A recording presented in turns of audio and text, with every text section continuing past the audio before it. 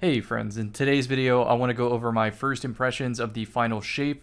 I've put a lot of playtime in over the last week, which explains why I haven't uploaded. This is one of those times where I wanted to play the game and not be a content creator. I see a lot of comments on my videos that say, I don't even play this game anymore, I just like your content, and I really appreciate that. But at some point, you quit Destiny for a myriad of reasons. Maybe it's time investment. Maybe the game didn't really appeal to you anymore. You got burnt out. With the final shape, it is the complete opposite of where the game was at the start of Destiny 2.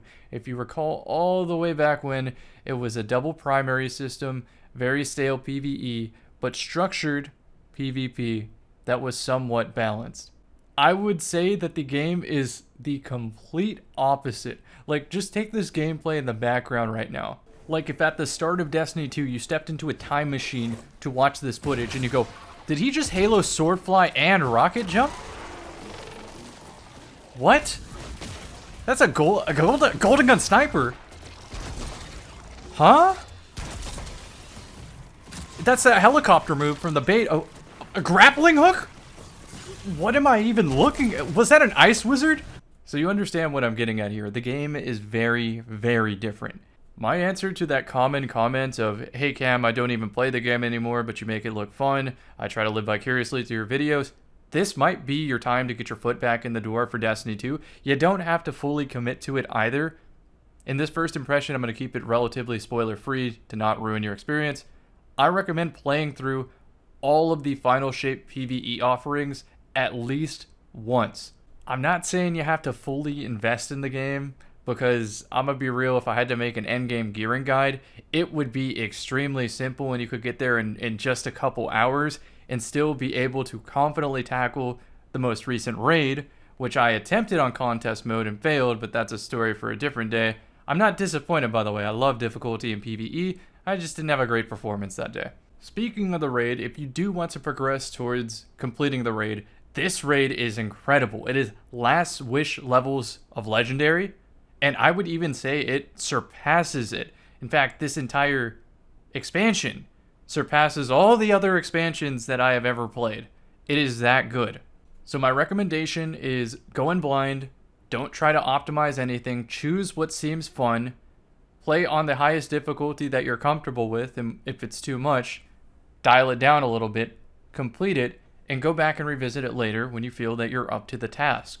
To reiterate, I'm not saying the game is overall perfect right now. There's still gaping holes in like how PvP, for example, is handled and the infrastructure around it and whatnot. It's not as replayable as I would want it to be, which is a problem considering it should be the most replayable thing in the entire game.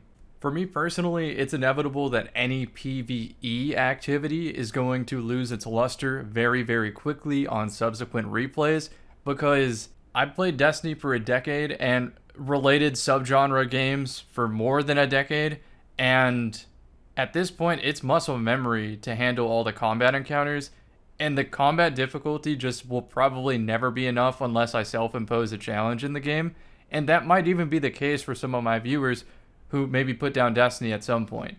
I will tell you, once you start figuring out the meta and optimizing, PvE falls over. The only thing that's going to catch you is the MMO style puzzles and mechanics that'll trip you up when you have to synchronize that with other players. But as far as just like the combat difficulty, you'll tackle it really soon and kind of get bored of it. So my advice is choose an aesthetically pleasing, fun build or setup, and just try to win anyway with that. Obviously not at the expense of your teammates in team environments, but when you're doing solo PvE content, have fun with it. Look cool. I already mentioned I haven't uploaded in a couple days, but part of that is because I would try something new from the final shape, whether that's like a subclass weapon or whatever, and I'd toy around with it, try to understand how it works, and then I'd be like, wait a second, there's an interaction here that would look really cool. And so I try it out, I try to get better at it, and then I look at the clock and I'm like, oh no, 3 hours have passed and I need to prepare for the raid or something like that. And I played 4 Gambit resets today.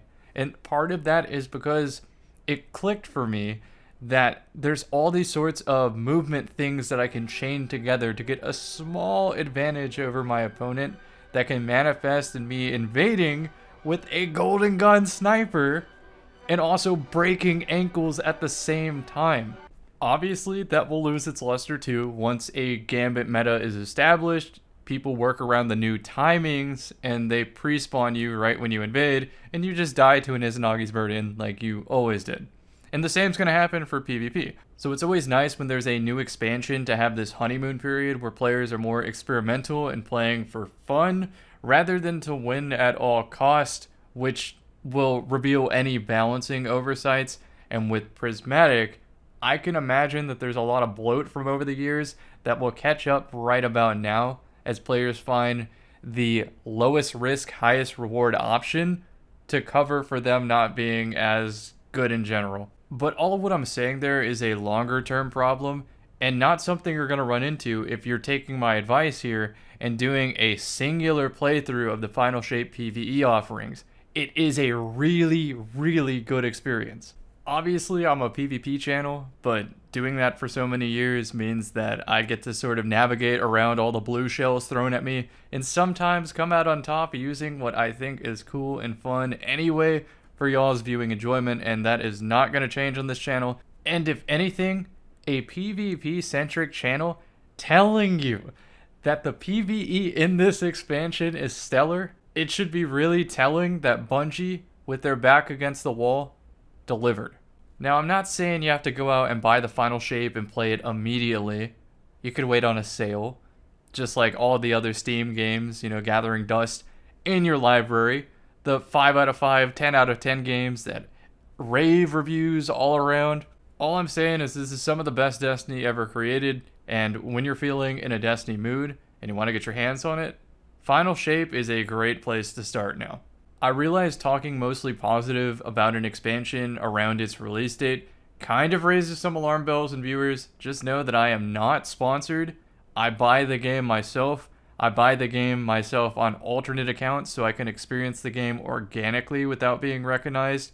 And although I have been offered to take part in content creator incentives by Bungie, I usually decline because I don't want it to be a conflict of interest, so that when I get around to making a video like this, my words have a bit more weight to the viewers that I've appreciated for all this time.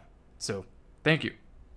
I hope you enjoy Final Shape if you end up playing it, and I will see y'all in the next one. Yes, I was deliberately very generic in this video. I did not want to be specific. That ruins the whole point.